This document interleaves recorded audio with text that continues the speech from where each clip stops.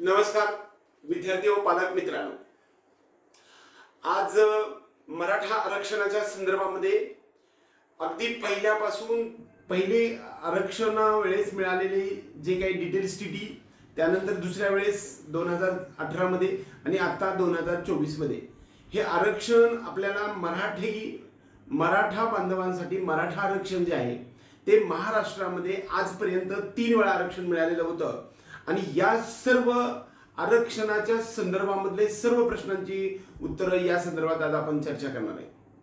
पहिली गोष्ट, आरक्षण हे आता मिळालेलं आहे हे कोर्टाच्या चाकोरीमधून टिकेल का, हा एक प्रश्न आहे। दुसरी गोष्ट, ज्या विद्यार्थ्यांना ईबीसीचं ईडब्ल्यूएस आरक्षण आहे त्यांनी आता ईडब्ल्यूएस साठी प्रयत्न केलेला आहे, अशा विद्यार्थ्यांना ईडब्ल्यूएस संदर्भामध्ये काय डिसिजन घ्यायचा या संदर्भात आपण डिटेल चर्चा करणार आहे। त्याचबरोबर काही विद्यार्थ्यांच्या पूर्वजांचे कुणबी दाखले निघालेले आहेत, कुणबीच्या नोंदी निघालेल्या आहेत, अशा विद्यार्थ्यांना कुणबीची ओबीसी सुद्धा या ठिकाणी सर्टिफिकेट मिळालेलं आहे। अशा सर्व विद्यार्थी आणि पालकांच्या मनामध्ये संभ्रमाची अवस्था आहे। याच्यामधील कोणतं आरक्षण आपण घ्यावं आणि आपण म्हणजे प्रत्यक्ष काय करायला पाहिजे या संदर्भातला डिटेल व्हिडिओ या माध्यमातून मी बनवत आहे। वास्तविक राज्य कॅबिनेट मंत्रिमंडळाने हा मराठा आरक्षणाचा आज म्हणजेच 19 फेब्रुवारी 2024 ची जी काय शिवजयंती झाली त्याच्या दुसऱ्या दिवशी 20 फेब्रुवारी 2024 ला सकाळी 11 वाजता विधेयक मंजूर केले। विधिमंडळाने विधेयक मंजूर केले आणि हे विधेयक जो मसुदा आहे तो आरक्षणाचा मसुदा विधानसभेमध्ये मांडून तो पारित केला आणि मंजूर करून घेतलेला आहे। ह्या मराठा आरक्षणाला सध्या नाव जरी देता आलेलं नाही तरी 2024चं मराठा आरक्षण हे फक्त शिक्षण आणि नोकरी म्हणजे एज्युकेशन आणि जॉब्स यामध्ये 10% आरक्षण राहणार आहे। हे प्रायव्हेट त्याचबरोबर गव्हर्नमेंटमध्ये सुद्धा आरक्षण राहणार आहे। पहिली गोष्ट, जॉबमध्ये म्हणजे नोकरीमध्ये सुद्धा तुम्हाला यामध्ये 10% आरक्षण राहणार आहे। हे आरक्षण वास्तविक 50%च्या वरती जात असल्यामुळे ह्यामध्ये ईडब्ल्यूएस ज्या पद्धतीनं आरक्षण मंजूर करण्यासाठी सेंट्रल पातळीवरती त्यावेळेस 50%पेक्षा जास्त आरक्षण देण्याची वेळ आलेली होती, त्यावेळेस अपवादात्मक परिस्थिती आणि असाधारण स्थिती अशा प्रकारचा उल्लेख या आरक्षणाच्या मसुद्यामध्ये केलेला आहे की घटना दुरुस्ती जी आहे ती 103 घटना दुरुस्ती आहे। त्या घटना दुरुस्तीच्या अन्वये ईडब्ल्यूएस हे आरक्षण आपल्याला पहिल्यांदा 2014 मध्ये मिळालेलं होतं की त्यामध्ये एक कायद्यामध्ये तरतूद आहे, त्या कायद्यामध्ये तरतुदीनुसार 50%पेक्षा आरक्षण देता येत नसताना सुद्धा अपवादात्मक परिस्थिती किंवा असाधारण स्थिती अशा प्रकारची ज्यावेळेस येईल त्यावेळेस आपल्याला आरक्षणाचा मुद्दा 50%च्या वरती जाऊ शकतो। म्हणून हे पहिल्यांदा 2014 मध्ये मराठा आरक्षणाची पहिल्यांदा घोषणा झाली आणि त्याची अंमलबजावणी सुद्धा झाली। वास्तविक त्यावेळेस मात्र जे आरक्षण होतं ते एसईबीसी नावानं होतं। 2014 मध्ये एसईबीसी म्हणजे सोशली आणि एज्युकेशनली बॅकवर्ड क्लास अशा प्रकारचं 16% एसईबीसीचं आरक्षण 2014 मध्ये आपल्याला देण्यात आलेलं होतं। हे आरक्षण नोकरी त्याचबरोबर शिक्षण या दोन्ही टप्प्यावरती होतं। त्यानंतर 2018 मध्ये सुद्धा आरक्षण 12% एसईबीसीचं आपल्याला मिळालेलं होतं आणि नोकरीमध्ये 13%चं आरक्षण सुद्धा या ठिकाणी मिळालेलं होतं। परंतु आता जी स्थिती पाहायला गेली तर 10% मराठा आरक्षण हे 2024च्या 20 फेब्रुवारी 2024 दिवशी हे टिकणारे आरक्षण आहे। या आरक्षणामध्ये फक्त एज्युकेशन आणि जॉब्स यामध्येच आपल्याला 10% आरक्षण आहे। हे आरक्षण हे इतर कोणत्याही पहिल्या आरक्षणाला न देता ओपन मधून सेपरेट आरक्षण दिलं गेलेलं आहे। बऱ्याच वेळा सर्व आरक्षणामध्ये ईडब्ल्यूएस हे आरक्षण फक्त गव्हर्नमेंटमध्ये आहे, परंतु प्रायव्हेटमध्ये ईडब्ल्यूएसचं आरक्षण मेडिकल कॉलेजेसमध्ये नाही.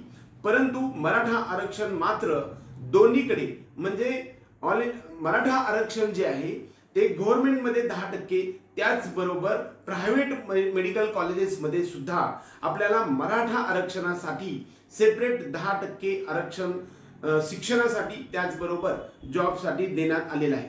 वास्तविक पाहता हा जो मसुदा बनवला आणि राज्य मंत्रिमंडळाने तो पहिला मंजूर केला किंवा पारित केला आणि तो विधिमंडळामध्ये हे विधेयक तयार करून त्याचा विधानसभेमध्ये आरक्षणाचा मसुदा तयार करून तो सर्वानुमते, म्हणजे बहुमताने मंजूर नाही केला, सर्वानुमते, याच्या विरोधामध्ये एकही व्यक्ती नव्हता. परंतु या आरक्षणामध्ये फक्त शिक्षण आणि नोकरी याच्यासाठीच आरक्षण आहे आणि हे आरक्षण फक्त 10% एवढं आहे.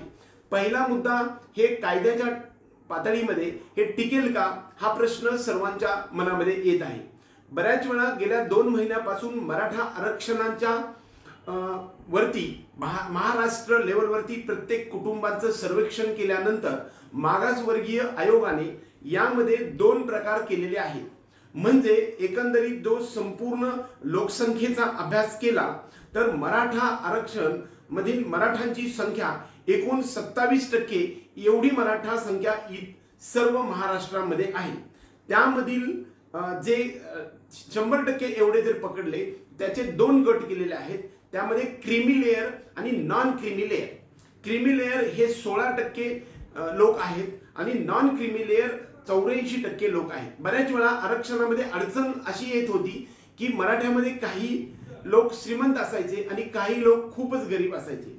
ह्याच्यामधला महत्त्वाचा एक मुद्दा आहे, शेतकऱ्यांच्या आत्महत्येच्या टॉपिक मधील दर 100 पैकी 94 एवढे मराठा हे शेतकरी आहेत.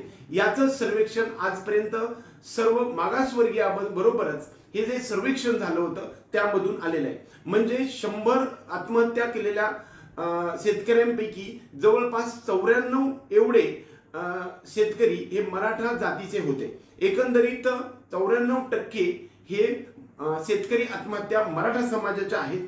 हे पण मुद्दा त्यामध्ये महत्त्वाचा होता. 100% म्हणजे एकूण लोकसंख्येच्या तुलनेमध्ये 27 ते 28% एवढे मराठा जातीचे लोक या महाराष्ट्रामध्ये राहत आहेत. परंतु त्या सर्वांमध्ये खूप काही श्रीमंत लोक, त्याचबरोबर खूप गरीब अशा प्रकारचे 2 वेगवेगळे टॉपिक असल्यामुळं यामध्ये कायद्याच्या पटडीमध्ये बसण्यासाठी 2 गट केलेले आहेत. त्याचे पहिला गट म्हणजे क्रीमी लेयर, म्हणजे ज्याला उन्नत गट असं म्हणतात, आणि दुसरा जो आहे ते नॉन क्रीमी लेयर, म्हणजे उन्नत गटात समाविष्ट नसणे. याचे पर्सेंटेज करायला गेलं तर 100 पैकी 16% हे क्रीमी लेयर मध्ये येतात आणि 84% हे आपल्याला नॉन क्रीमी लेयर मध्ये येतात. क्रीमी लेयर मध्ये येणारे जे मराठी आहेत त्यांना या मराठा आरक्षणाचा लाभ होणार नाही. परंतु नॉन क्रीमी लेयर असणाऱ्या 84% मराठा समाजाच्या सर्व विद्यार्थ्यांसाठी राजकारण सोडून शिक्षण आणि त्याचबरोबर जॉबमध्ये म्हणजेच नोकरीमध्ये आपल्याला समांतर 10% आरक्षण आहे. पहिली गोष्ट, यात सर्वात महत्त्वाचा टॉपिक असा आहे की हे कायद्याच्या चाकोरीमध्ये टिकेल का. तर अपवादात्मक परिस्थिती व असाधारण स्थिती अशा प्रकारचा जो 103व्या घटना दुरुस्तीनुसार ज्यावेळेस ईडब्ल्यूएस आरक्षण सेंट्रल लेवलवरती पारित करण्यात आलेलं होतं त्यावेळेसच या घटनेचा आधार घेऊन राज्य मंत्रिमंडळाने हा 10% आरक्षणाचा डिसिजन घेतलेला आहे. बऱ्याच वेळा हा लाभ जो आहे तो आजपासून म्हणजे 20 फेब्रुवारी 2024 पासून सर्वांना मिळणार आहे. यानंतर मराठा या कास्टमधले विद्यार्थ्यांमध्ये बायफर्गेशन करायला गेलं तर हे जे मराठा आरक्षण मध्ये पण लाभ घेऊ शकतात. त्याचबरोबर ज्या विद्यार्थ्यांच्या कुणबी नोंदी निघालेल्या आहेत पाठीमागच्या 150 किंवा 200 वर्षामध्ये, त्या कुणबी नोंदी तुमच्या कढई पत्रावरती किंवा तुमचं जे फेरफार आहेत ह्या सर्वावरती तुमच्या जर निघालेल्या असतील तर तुम्हाला त्याचं जे अबाधित आहे, तुम्हाला जे कुणबी सर्टिफिकेट मिळालेलं आहे आणि तुम्हाला जे ओबीसी सर्टिफिकेट मिळालेलं आहे, नॉन क्रिमिनल असणाऱ्या सर्व विद्यार्थ्यांना ओबीसी मध्ये तुम्हाला आरक्षणाचा लाभ घेता येऊ शकतो. त्याचबरोबर ज्या विद्यार्थ्यांकडे ईडब्ल्यूएस म्हणजे इकॉनॉमिकली विकर सेक्शन हा जो सेंट्रल त्याचबरोबर स्टेट लेवलमध्ये गव्हर्नमेंट सेक्टरमध्ये असणाऱ्या मेरिटच्या विद्यार्थ्यांमध्ये मेडिकल सायन्सेसमध्ये इंजिनिअरिंगमध्ये सुद्धा 10% सेपरेट आरक्षण गव्हर्नमेंट मेडिकल कॉलेजेसमध्ये आपल्याला सेंट्रल लेवलवरती आणि स्टेट लेवलवरती मिळते, परंतु प्रायव्हेटमध्ये ईडब्ल्यूएसचं आरक्षण मिळत नाही. महत्वाचा मुद्दा, ओबीसी हे आरक्षण सेंट्रल मध्ये त्याचबरोबर स्टेटमध्ये आपल्याला गव्हर्नमेंट त्याबरोबर प्रायव्हेटमध्ये सुद्धा ओबीसी म्हणजेच कुणबी मराठांसाठी ओबीसीचं आरक्षणाचा लाभ मिळू शकतो. त्याचबरोबर आता मिळालेलं जे मराठा आरक्षण आहे त्यामध्ये 10% जे आरक्षण आहे ते मात्र 10% प्रायव्हेट त्याचबरोबर गव्हर्नमेंटमध्ये दोन्हीकडे पॅरलल आरक्षण समान आरक्षण आपल्याला मिळत आहे. त्यामुळे आपल्याला बेनिफिट कुणबी असेल, ईडब्ल्यूएस असेल किंवा तुम्हाला हे आता मिळालेलं मराठीचं 10% आरक्षण ह्या कोणत्याही टप्प्यामधून आपल्याला याचा लाभ घेता येऊ शकतो. परंतु कोणत्याही एका विद्यार्थ्याला 2 आरक्षणाचा लाभ घेता येत नाही.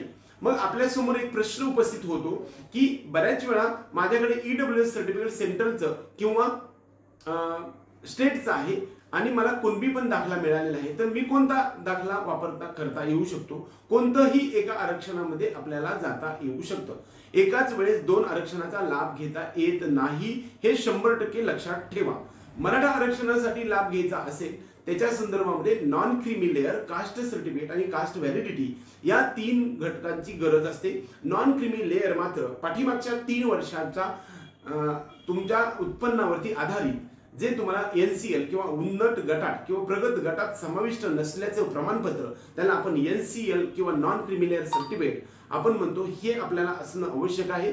आणि हे आता सुरू देण्याची प्रक्रिया सध्या तरी सुरू झालेली नाहीये, ते 1-2-5 दिवसामध्ये सुरू होईल. आता आपल्याला सगळ्यांना लक्षात आलं की मराठा या कास्टच्या विद्यार्थ्यांना ओपन मध्ये सुद्धा आपल्याला भाग घेता येऊ शकतो. ज्या विद्यार्थ्यांच्या कुणबीच्या नोंदी पाठीमागच्या मिळालेल्या आहेत अशा सर्व विद्यार्थ्यांना मात्र या कुणबीमध्ये सुद्धा आरक्षणामध्ये लाभ मिळू शकतो. त्यांनी कुणबीचा लाभ घ्या. ज्यांना हे याच्या व्यतिरिक्त फक्त जे आता सध्या जे मिळालेलं 10% मराठा आरक्षणाचं हे आहे, हे सगळ्याचा सुद्धा तुम्ही लाभ घेऊ शकता. किंवा ईडब्ल्यूएस मध्ये तुम्हाला असेल तरी सुद्धा लाभ घेऊ शकता. फक्त एका आरक्षणाचा तुम्ही लाभ घेऊ शकता. दुसरी गोष्ट, 2014 मध्ये हायकोर्टमध्ये याच मराठा आरक्षणाला मध्ये स्टे आला होता, कारण तशा प्रकारचे सर्वे पण मागासवर्गीय आयोगाचा आलेला नव्हता. त्यामुळे त्याचबरोबर आपल्यामध्ये उन्नत गट आणि अप्रगत गट अशा प्रकारचे 2 गट केले गेलेले नव्हते. याच्या आधारावरती दिलेलं आरक्षण नसल्यामुळे कदाचित हायकोर्टमध्ये ते टिकलेलं नव्हतं. सध्याच्या मितीला मात्र बऱ्यापैकी यावरती 100% विधानसभेमध्ये सर्व आमदारांनी याला पाठिंबा दिला आहे. अक्षरशः कधी कधी एखादं विधेयक पारित होण्यासाठी बहुमताची आवश्यकता असते, परंतु सर्व एकाच वेळेस आरक्षणासाठी पाठिंबा देणारा हा विधेयक मंजूर आज या मितीला झालेला आहे. त्यामुळं हे हायकोर्टमध्ये 100% टिकेल, त्याचबरोबर सुप्रीम कोर्टमध्ये सुद्धा 100% टिकेल. याच्याबद्दल मला तरी सध्याच्या मितीला विश्वास वाटत आहे. सर्व विद्यार्थी आणि पालकांना मराठा आरक्षण आज मिळालेल्या आरक्षणाच्या संदर्भातल्या सर्व प्रश्नांची उत्तरे या माध्यमातून मिळाली असतील असं मला वाटतंय. ज्या ज्या विद्यार्थ्यांना हा व्हिडिओ आवडला त्या सर्व विद्यार्थ्यांनी आपले हे जो व्हिडिओ आहे तो इतर मित्रांना सुद्धा पाठवा. त्याचबरोबर ज्या ज्या विद्यार्थ्यांना आपल्याला याच्या संदर्भात अशाच प्रकारच्या सर्व इन्फॉर्मेटिव्ह व्हिडिओ मिळावे असं वाटत असेल अशा विद्यार्थ्यांनी आपल्या जो चॅनल आहे तो सबस्क्राईब करा आणि बेल आयकॉन दाबा, जेणेकरून प्रत्येक टप्प्यावरती ऑथेंटिक माहिती तुम्हाला देण्याचा आपण प्रयत्न करूया. एवढंच या निमित्ताने सांगून आपल्या सर्व विद्यार्थ्यांना हार्दिक शुभेच्छा देऊया. जय हिंद,